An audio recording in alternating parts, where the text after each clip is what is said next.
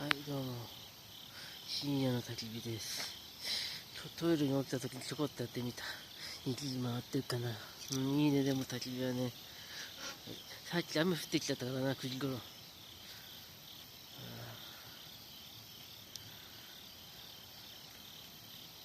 もうすっかり秋だよな、虫の声が。ここのキャンプ場いいね、ハトノスガーデンキャンプ場。また、今回曇りがもっと思ったより曇り持たなかったからさ、雨降んだと来たいね。うん。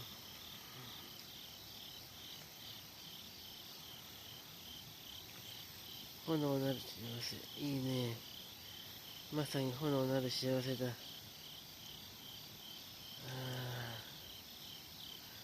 これが炎なる幸せってわけだよ。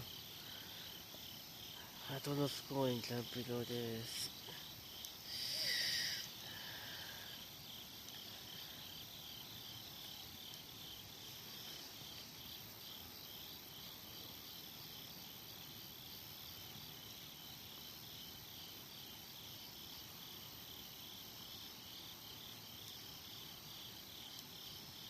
ちょっと吹いてみようか。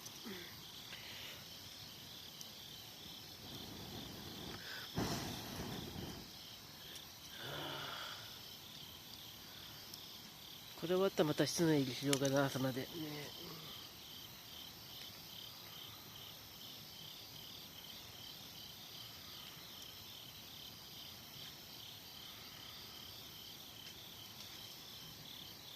このさ、この100円のさ、キャンドルの焚き火台いいね。こういったちょっと焚き火するのね。